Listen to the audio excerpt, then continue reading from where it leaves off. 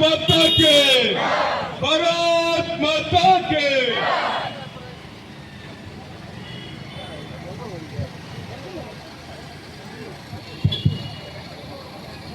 কাল যেভাবে কংগ্রেসের মুখ্য কার্যালয়ে আমরা দেখতে পেরেছি কংগ্রেসের যিনি সোনিয়া গান্ধী আছেন, যেভাবে আমাদের বন্দে মাতরম গীতকে ওরা ইনসাল্ট বা অপমান করেছেন, তার এই কার্যসূচিতে আজকে ভারতীয় জনতা পার্টি আমরা এই প্রতিবাদী কার্যসূচি নিয়ে আমাদের সামনে এসেছি। আমরা সবাইকে বলবো একবার নিজের হাত দিয়ে জুড়ে বলুন, ভারত মাতা কি, ভারত মাতা কি। আমি আমাদের ভারতীয় জনতা যুব মোর্চার সভাপতি শ্রী কুলদীপ নিহাল চৌধুরী মহাশয়কে এই বক্তব্য তুলে ধরার আবেদন রাখছি। প্রচেষ্টায় আজকে আমরা এখানে প্রতিবাদ যে কর্মসূচি এখানে আমরা সবাই উপস্থিত হয়েছি। আপনারা সবাই জানেন যে বিগতকালকে যে 15 আগস্ট আমরা স্বাধীনতা দিবসের দিন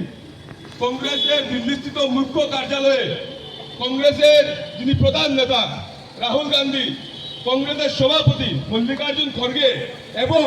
সোনিয়া গান্ধী, যিনি ইটালি থেকে এসে দীর্ঘ বছর ভারতবর্ষের নাগরিকের উপর তিনি শাসন করেছেন। আমি শাসন এই কারণে বলছি কারণ ওদের সেবার মনোভাব নেই, ওরা শাসন করেছে এবং সেই শাসন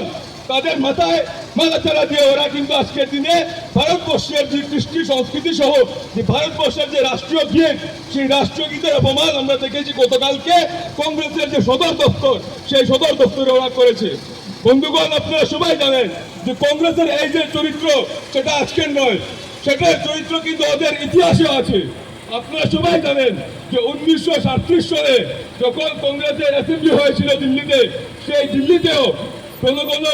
গাওয়া হয়েছিল, কিন্তু বন্দে মাতরম, সেই বন্দে মাতরমের শুধু 2টি পংক্তি গাওয়া হয়েছিল,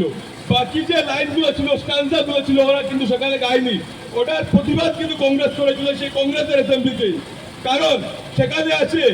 বন্দে মাতরম সঙ্গীতে যে ত্বাং হি দুর্গা দোষ প্রহরণ দারিণী, মানে মা ভারতীকে আমরা সবাই সনাতনী সংস্কৃতির যারা আছি, ভারতের মানুষ যারা আছি, 140 কোটি মানুষ ভারত মাকে নিজের মা বলে সম্বোধন করি, ভারত মাকে মা দুর্গার রূপ হিসাবে আমরা সম্বোধন করি। ত্বাং হি দুর্গা দোষ প্রহরণ দারিণী মানে মা ভারতীকে আমরা দুর্গা মায়ের মতো সম্মান দেই, দুর্গা মায়ের রূপ বলে আমরা অভিবাদন করি এবং মা দুর্গার সেই দোষরূপ যে দোষ হাতে ভারতের যারা ক্ষতি করে, শত্রু যারা আছে নাশ করে এবং ভারতবর্ষের ভারত মায়ের সন্তান আমরা, সেই লক্ষ্যে যে ভারতের বিরুদ্ধে যারা থাকবে, ভারতের ক্ষতি